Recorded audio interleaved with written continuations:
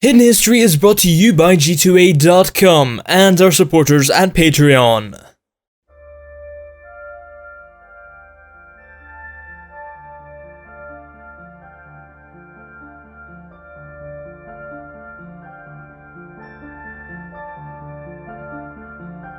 Assassin's Creed is an interesting franchise to cover because, unlike games such as Skyrim and Fallout, the series really wears its historical inspirations on its sleeves.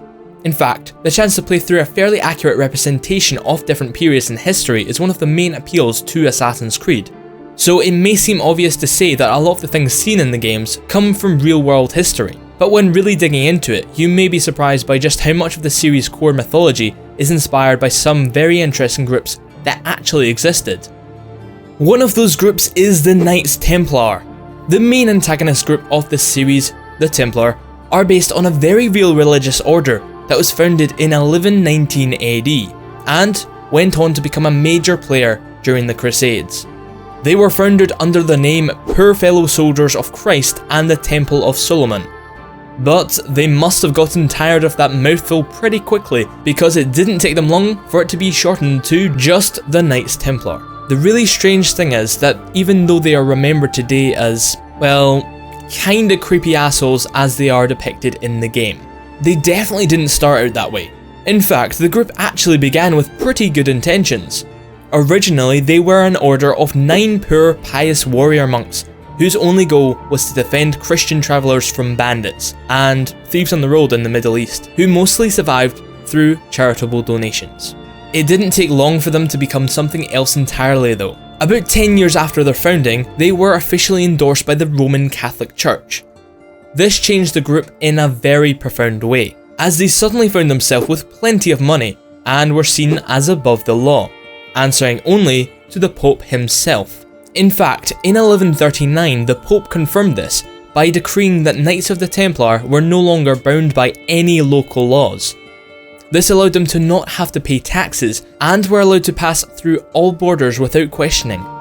Obviously, this was a pretty amazing deal, and it caused the number of men joining the Templar to shoot up dramatically. This led to corruption and some terrible abuse of power, giving us the shady organisation that isn't too far off what we see in the first game. When wandering through the Holy Land as Altair in 1191, you'll often see Templar men being used as guards and harassing people in the streets. This is actually very close to real-world history. Templar Knights often served as guards, bureaucrats, doctors, and being one of a few major powers in the area. They gave threats to the local populace to keep them in line. After all, they had the authority to burn anyone they wanted to alive, and they did, like all the time. And much like in the game, the Templar was basically the Christian ruling class in the Holy Land during the early Crusades. They accomplished this by keeping the Pope's favour and creating a banking system for Western travellers that they controlled. Combine this with frequent battles with Muslim forces that often resulted in capturing tons of loot, and you've got yourself one of the richest military organisations to ever exist.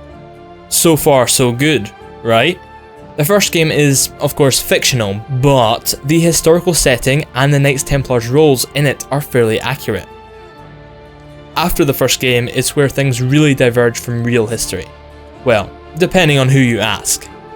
According to historians, the Templars' power and wealth faded after Jerusalem was lost to Muslim forces, and they closed up shop in 1312. Conspiracy theorists are not quite so sure. Theories about the Knights Templar continue to be very popular and really gained steam after the release of the Da Vinci Code in 2003. Some believe that they became so wealthy and influential that they secretly ruled over the Catholic Church for the rest of the Middle Ages. Some go even further, claiming that the Knights Templar are guiding events of history behind the scenes to this day. In the Assassin's Creed universe, this version of history is basically true. We even find out in Assassin's Creed 2 that the Templar was behind the assassinations of American President John F. Kennedy and famous magician Harry Houdini. So yeah, real-world history and Assassin's Creed history differ there a little bit. Okay, a lot. But that doesn't mean the franchise stopped using real-world figures. You'll probably be familiar with the really famous people seen in the games like Leonardo da Vinci or Charles Darwin, but some lesser-known figures from history make appearances as well. Take Assassin's Creed 2. where we as Ezio are facing off against the Templar, who are being led by the Pope, Rodrigo Borgia. While in real life he wasn't the leader of the Templar Order, since the group was long gone by then. His personality in the games seems to be almost identical to the real Rodrigo Borgia, whose title as the Pope was Alexander VI, known as one of the worst leaders in the history of the Catholic Church. He basically bought his way into the role of Pope through bribery and corruption, much like his in-game counterpart. Also seen in Assassin's Creed 2 is his son, Cesare Borgia, and like the game, the real Cesare Borgia was given a very powerful position in his father's rule at a young age. At the end of the game, Cesare poisons his father over a dispute, murdering him. This also has some basis in reality, because though no one actually knows for certain, some historians believe that the real Cesare did the exact same thing. So normally this would be where we have our comment showcase, but that's going to be kinda difficult this week since we've actually never made an Assassin's Creed video before, so we don't have any comments about it. Please leave a comment below and maybe it will be featured in a future Assassin's Creed episode of the show. Also be sure to share this video so we get a chance to make more.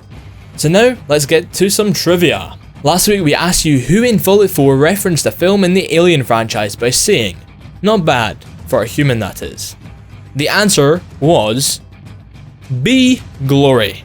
This week we have a question about the history of the AC franchise itself. The first Assassin's Creed game was originally intended to be a spin-off of what popular game series?